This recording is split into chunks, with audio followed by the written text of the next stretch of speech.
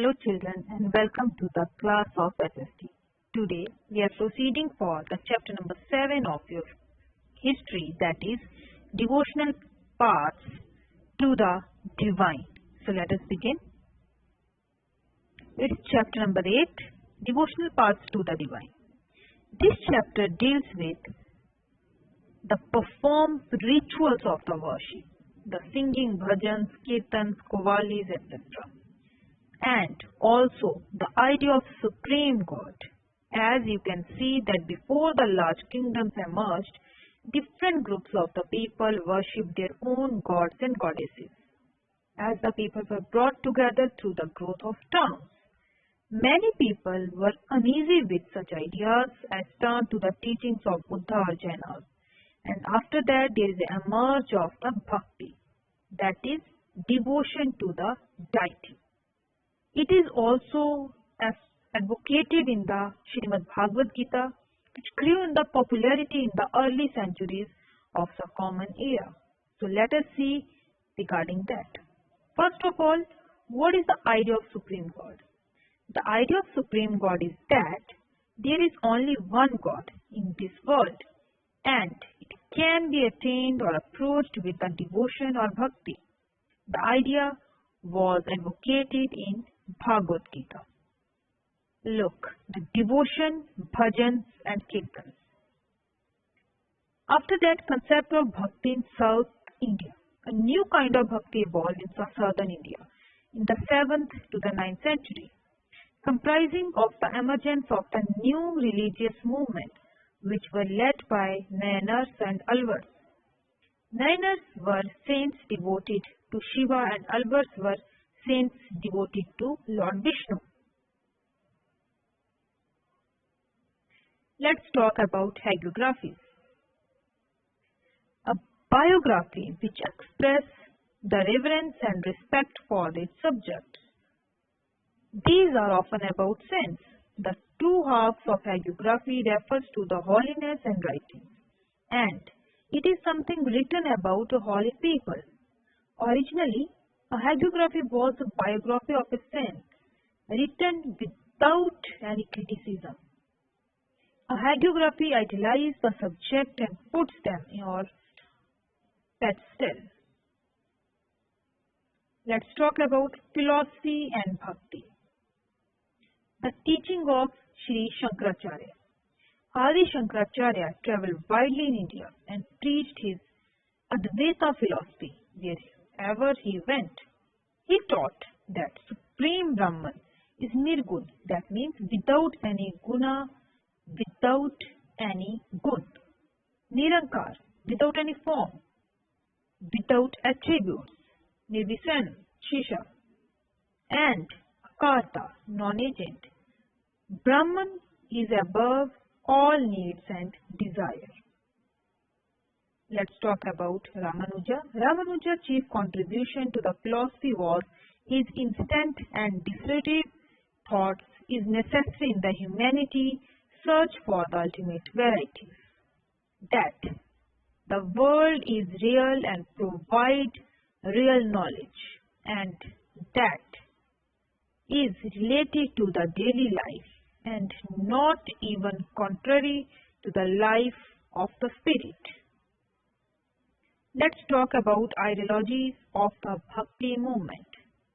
Bhakti movement is divided into the two forms in the northern India and in the southern India.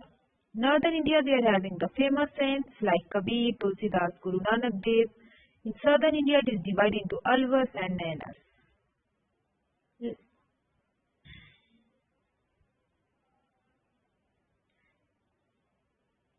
Let's talk about Kabir. He was brought up in a family of the Julawas or the weavers, whose names are Neeru and Nima. He rejected all forms of external worship. He believed formless Supreme God. He rejected the domain for the class and the caste system. He was against the caste system. Let's talk about Shri Guru Nanak Dev Ji. He was born at Talwandi in today's time Pakistan. He emphasized the importance of the one God. His ideas of liberation was the pursuit of the active life. He used the terms like naam, daan and insan. Naam japna, kirt karna and vand chakna. That means always chant the name of the God, always go through the kirtan of the God and just imagine and just attribute yourself towards the God. His followers are together in the common kitchen which is called as langar. Now let's talk about Mirabai. She was a disciple of Ravidas, a saint from an untouchable caste. Though she was born in the royal family, but she was devoted to the Lord Krishna. She composed bhajan, expressing herself in the instant devotion to the Lord Krishna. Her bhajans are very much famous like Payoji Mene Ram Ratan Dhan Payo. Ramanuja. He was born in Tamil Nadu in the 11th century. He focused on the intense devotion of Vishnu. Vishnu helps the devotee to attain the bliss of union with him. He gave the doctrine of Vishwadvita or the qualified oneness in the soul, even when united with the Supreme God remained distant. Adi Shankaracharya, we had learned about him before that also. He was born in Kerala and he advocated the doctrine of Advaita.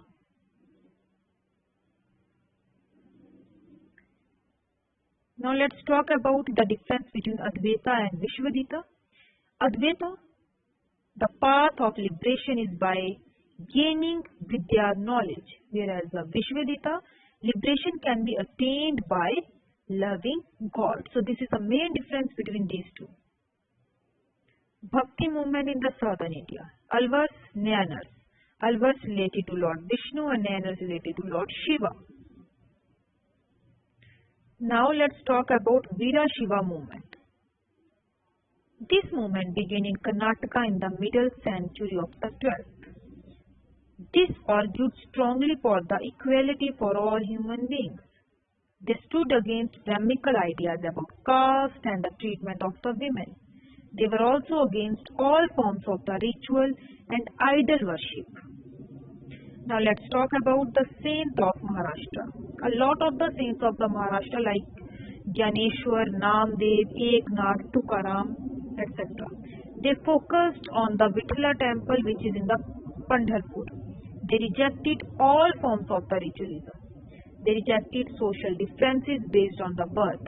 They rejected the idea of the reincarnation. Even that the emphasis they imposed on the bhakti lay in sharing others' pain.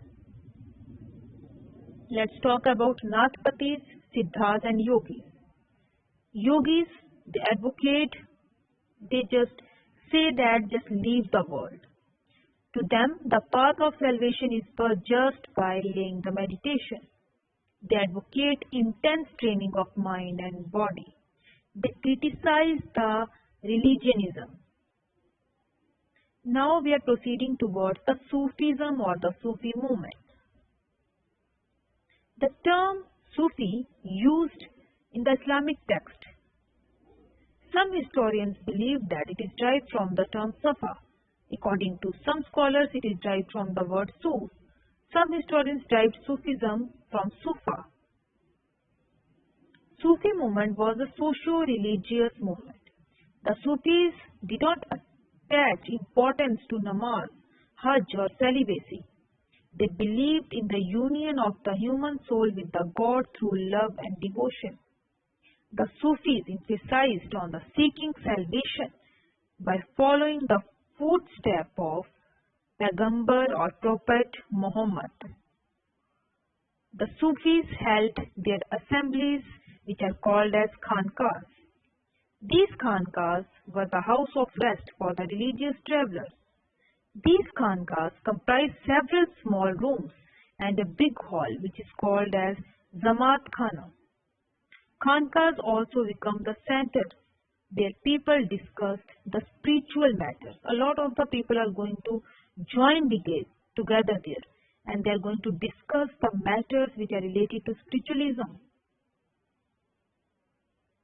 These khanqahs were controlled by a teacher who is called as Sheikh, Peer or Murshid. These masters enrolled the students which are called as Murid. Murshid teacher and Murid student. Masters also appointed as a successor called Khalifa. The chain from masters to disciple was a continuous link, forming one order of the Sufi sense or silsila. This means once a student is going to be the master for the next. These silsila were often named after their founders. Example, Ch-8 silsila. The tomb called Dargah of the Sufi saints become the center of the devotion for their followers. This encouraged the practice of pilgrimage called ziyarat to the graves of the Sufi saints. The followers often go for ziyarat on the death anniversary or urs of these saints. Sufi saints began to be called as Sheikh or Wali, that is, friends of God. The Sufi saints used music and dances as a part of devotion and worship to God. They developed a lot of the methods of training using zikr, that is chanting of sacred name. Same raqs, discussion on the parables, use the guidance of a master or peer under his guidance.